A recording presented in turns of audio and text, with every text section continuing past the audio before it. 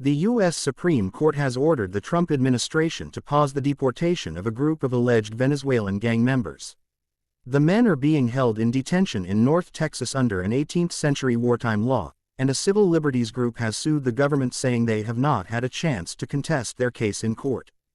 Donald Trump has sent accused Venezuelan gang members to a notorious mega jail in El Salvador, invoking the 1798 Alien Enemies Act, which gives the president power to order the detention and deportation of natives or citizens of enemy nations without usual processes. The act had previously been used only 3 times, all during war.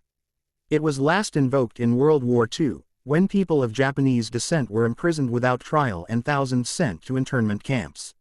Since taking office in January, Trump's hardline immigration policies have encountered a number of legal hurdles.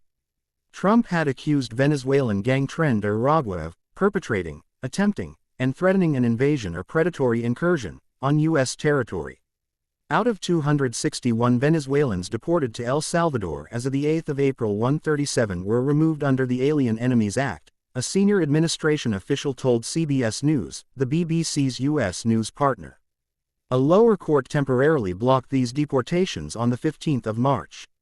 The Supreme Court initially ruled on the 8th of April that Trump could use the Alien Enemies Act to deport alleged gang members, but deportees must be given a chance to challenge their removal.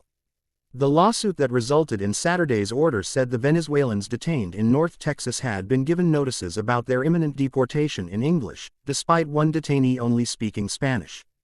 The challenge by the American Civil Liberties Union (ACLU) also said the men had not been told they had a right to contest the decision in court. Without this court's intervention, dozens or hundreds of proposed class members may be removed to a possible life sentence in El Salvador with no real opportunity to contest their designation or removal, the lawsuit read. Supreme Court Justices Clarence Thomas and Samuel Alito dissented on Saturday.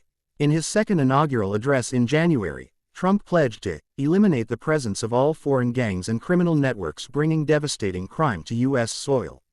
In the highest-profile case, the government admitted it mistakenly deported El Salvador national Kilmar Abrego Garcia, but contends he is a member of the MS-13 gang, which his lawyer and family denies. Mr. Abrego Garcia has never been convicted of a crime.